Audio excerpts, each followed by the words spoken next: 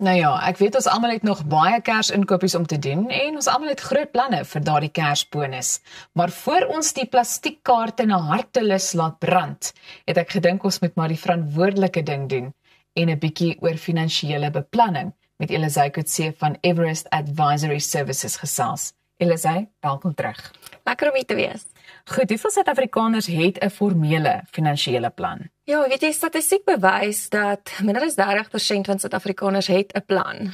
Of dit nou formeel is, weet ek nou nie, maar het 'n plan. Ja. So dit is eintlik dis 'n skande. So ons moet definitief werk daaraan om ons land se mense in te lig, om hulle kennis ryk te maak, om seker te maak, jy weet, hoekom, waarna werk ons? So dis 'n groot probleem, ja. Wat gebeur met 'n mens se geld wanneer jy dit net in 'n spaarrekening hou? Ja, so 'n spaarrekening by die bank, nie net is dit nie eintlik beskerm nie. Mense dink altyd 'n bankrekening, dis die veiligste plek. Ja, vir wisselvalligheid en opbrengs, maar jou kapitaal is net tot by R100,000 beskerm. As jy nou dalk meer as dit het en iets gebeur met die bank, dan is dit daarmee heen. Die ander ding is inflasie. So wat R100 vandag kos oor 5 jaar dalk weet R140, R160. So dit is definitief nie 'n goeie opsie om te kyk as jy jou geld wil laat groei nie. Dit is spaar. Jy gaan nie jouself ryk spaar nie. Jy moet jouself ryk belê. Nou, hoeveel keer in jou lewe neem 'n mens groot finansiële besluite? 'n Onlangse artikel het uitgekom en wat nou 'n sekere gebeure natuurlik in jou lewe beklemtoon. So dis tussen 7 tot 10 keer in een ou se lewe wat jy groot finansiële besluite neem wat die berig na verwys. En dit is nou enige iets van gaan swat, trou, kinders kry, skei, aftree en natuurlik dood ook. So, jy weet, daar's op 'n stadium waar jy kom waar jy dink, jy weet, ek gaan okay wees en dan gebeur daar iets en dan het jy nie noodwendig beplan daarvoor en dit is ook met belangrik is om daai finansiële plannetjie eintlik vir worst case scenario op te trek, om vas te stel, weet jy wat, gaan ek okay wees, gaan die mense wat oorbly okay is, as ek nie meer daar is nie. So dis baie belangrik om sulke goedjies in ag te neem, wanneer jy jou lewe begin, wanneer jy daar eers 'n salarisstrokie kry, om te sê, okay, wat gaan ek doen met hierdie, wat 'n verskil gaan ek maak in my lewe? En ook bygesê, wat as jy niks oorkom nie, moenie net jou geld spandeer net op versekering en seker maak alles gaan okay wees as jy nie meer daar is nie, wat as jy nog steeds daar is? Precies, dan moet jy dalk werk tot jy 120 is. So gaan jy lewe. Jy sien nou, wat is die grootste risiko vir aftrede? Die grootste risiko vir aftrede dink mense altyd is wisselvalligheid. Op hierdie stadium is dit eintlik dat jy langer lewe as jou geld. So ja, jy gaan dalk 120 jaar oud word en dan het jy dalk net jou R2 oor in die bank. So spaar definitief en belê op risiko vlakke om seker te maak jy klop inflasie en kry daai diversifikasie in jou portefeulje. Daar's 'n sekere deel wat jy kan belê in konservatief om byvoorbeeld jou fooie en jou inkomste uit te betaal. Die res moet bietjie meer hoë risiko belê word om inflasie te kom om te bly groei. Sodat jy weet jy wat, as jy dalk 110 of 120 jaar oud word, jy weet nooit nie, dat jy daarom nog geldjie oor het, so ja. Dit lyk vir my die mense in julle familie word baie oud, Elizay, as ek so luister na dit wat jy sê. Ja, ons kan nie dood nie. Hoekom is dit so belangrik om te diversifiseer? As jy kyk na jou bateklasse, is soms verskillende. So as jy kyk na kontant, is dit meer 'n korttermyn opsie, daar's min wisselvalligheid. So as jy enigiets moet onttrek, dan realiseer jy nie verliese nie. So dis asof dit 'n reguit lyn groei. Tweede kyk ons na effekte.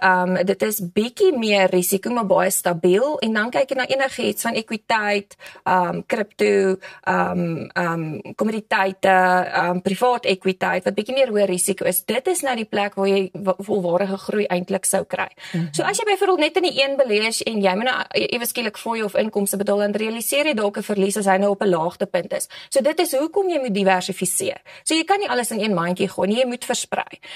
Jy kan ook oorversprei wees om byvoorbeeld as jy nou fondse kies, jy weet jy 10 verskillende fondse, maar almal belê omtrent op dieselfde plek, dieselfde aandelebeurs of dieselfde groep van aandele. So dit is definitief belangrik om kennis te hê en met iemand te praat wat kennis het om seker te maak wanneer jy 'n gebalanseerde fonds kies of jy kies 3 gebalanseerde fondse, belê hulle dalk op dieselfde plek nie. En daai tipe van goeders, ja. Nou wil ek ook vir jou vra, wat is die verskil tussen belasting-effektiewe en gewone beleggings? Okay, belasting-effektiewe belegging sal eintlik 'n tipe van 'n geselecteer wees wat jy doen. So ons kyk na jou portefeulje en dan kyk ons na jou inkomstebelasting. Ons kyk waar kan jy as individu belastingvoordeel trek. So enigiets wat belastingvoordeel sal natuurlik wees, so tydjie was die 12J gewees. Anders sal wees 'n anniteit, 'n aftreefonds waar jy belasting kan terugkry ten opsigte van inkomstebelasting. En die ander ding is natuurlik 'n belastingvrye belegging.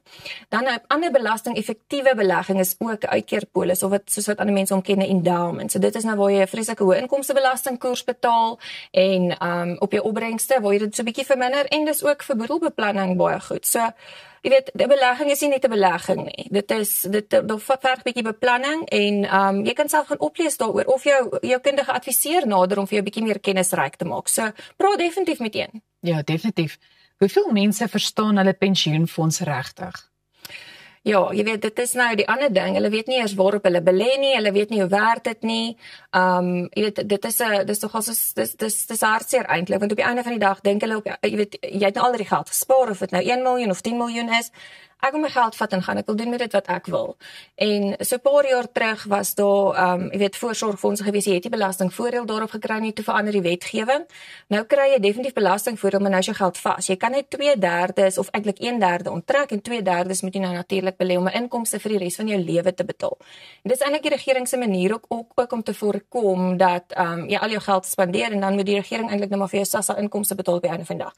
So jy weet, as jy enigstens vra het of inligting verlang of jouself wil verryk, jy weet, dis okay om op te gaan lees ook, maar kom na ons, dit is gratis en verniet, ons verduidelik vir jou alles, ons haal die wet aan, dit is nie net, jy weet, als ek klomp woorde nie, ons lig jou in, ons maak seker jy verstaan op die einde van die dag. So kom asseblief na ons toe. Ons wil ons kennis met julle deel. En dit is so 'n heerlike warm uitnodiging, Elise. Ek is seker van mense sal 'n draai kom maak.